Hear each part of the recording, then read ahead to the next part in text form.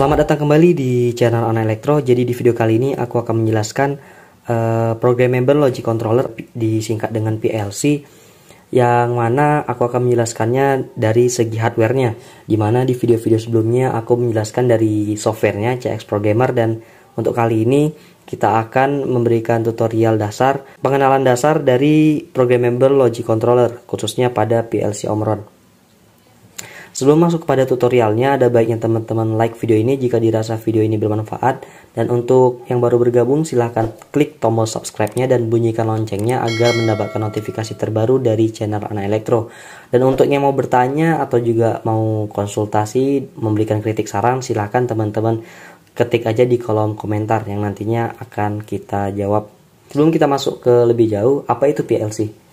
Jadi PLC itu secara mendasar adalah suatu peralatan kontrol yang dapat diprogram untuk mengontrol proses atau operasi mesin.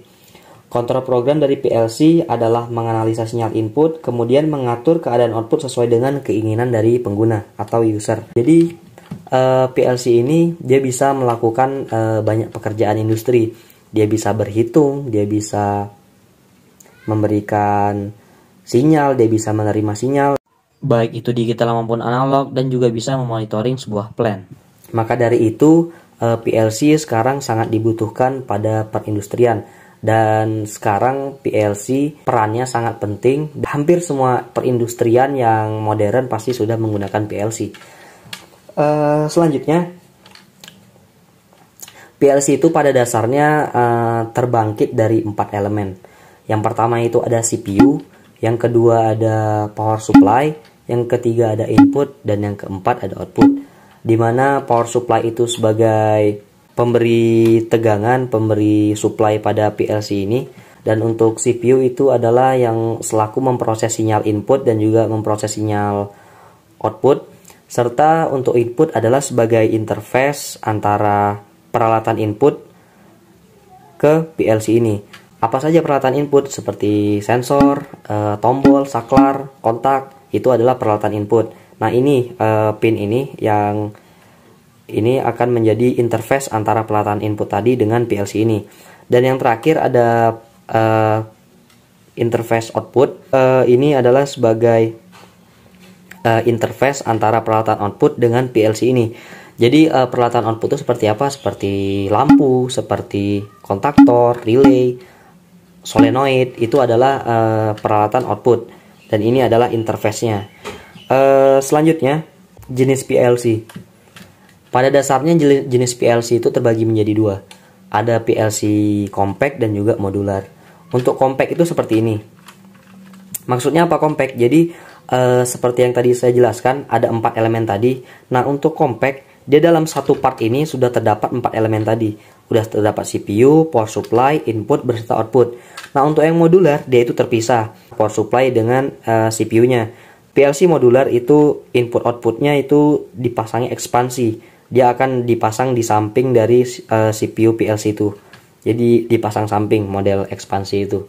Jadi dia lebih kondisional, keunggulannya bisa diatur kebutuhan I/O-nya sesuai dengan kebutuhan pemakai. Kalau di sini dia sudah tidak bisa, jadi di sini udah ada channel 0, channel 1, dan sini channel 100 dan channel 101. Dan untuk dipasang ekspansi juga dia sangat terbatas sekali. Dan untuk jenis PLC sudah antara modular dan juga compact. Dan yang kita akan jelaskan kali ini yaitu PLC compact dari Omron CP1E. Di sini compact ini dia sudah ada power supply, sudah ada CPU, sudah ada interface input, dan juga ada interface output. Dan ini yang sering dipakai pada pembelajaran di SMK maupun perguruan tinggi. Namun untuk pada kasus industri seringnya dipakai PLC modular karena dia lebih fleksibel.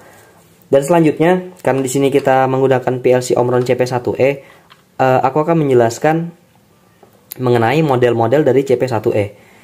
Di sini di bagian sampingnya, di sini kita menggunakan CP1E E40 SDRA. Ini semua ada maksudnya. Di sini bisa teman-teman sesuaikan dengan kebutuhan. Jadi CP1E ini adalah produknya CP1E, dan dia masih ada model-modelnya lagi. Nah, jadi CP1E ini adalah standarnya CP1E PLC-nya. Dan untuk E40 ini adalah ini adalah salah satu model utamanya. Jadi pada CP1E ini ada 3 model. Yang pertama ada E, yang kedua ada N, yang ketiga ada NA. Kalau E, dia tidak ada option board. Dia tidak ada option board. Di sini dia tidak bisa komunikasi, tidak bisa komunikasi ke HMI, tidak bisa komunikasi secara serial tadi, dan juga tidak bisa Ethernet. Nah, ini adalah model paling standar dari CP1E ini. Jadi E40 itu adalah E-nya adalah model utamanya, dia tidak ada option board, hanya ada port untuk transfer program dan juga download program. Dia tidak bisa penambahan option board. Dan 40 maksudnya apa? 40 adalah jumlah dari I/O itu sendiri. Jadi I/O ini kalau di jumlah mulai dari 0 sampai 11 di channel 0 dan 0 sampai 11 di channel 1 itu jumlahnya 24, dan untuk output di channel 100 sampai 101 dia itu totalnya ada 12, dan untuk input totalnya 24, untuk output 12 dari 40 tadi.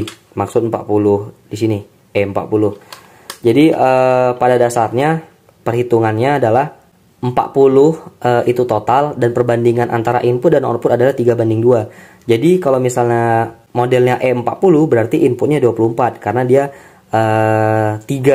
Kalau misalnya outputnya berarti 12 karena dia 2. Mungkin untuk selanjutnya adalah SD. SD ini adalah udah menjadi hanya template kalau di PLC ini hanya template, dan R itu adalah outputnya, dia itu menggunakan jenisnya adalah relay. Dia ada juga yang T, berarti dia menggunakan transistor. Dan yang terakhir ini A, maksudnya adalah dari power supply-nya. Di sini ada power supply L1 dan L2.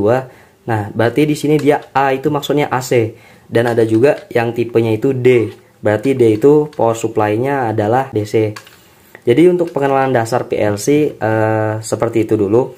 Mungkin untuk video selanjutnya mengenai wiring dasar dari PLC itu sendiri. Itu aja, saya pamit undur diri.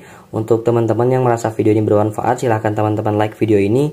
Dan jika teman-teman ada yang mau ditanyakan, silahkan teman-teman ketik di kolom komentar di bawah. Dan untuk yang baru bergabung, dan jika dirasa channel ini bermanfaat, silahkan teman-teman subscribe channel ini dan aktifkan loncengnya agar mendapatkan notifikasi terbaru dari channel Ana Elektro.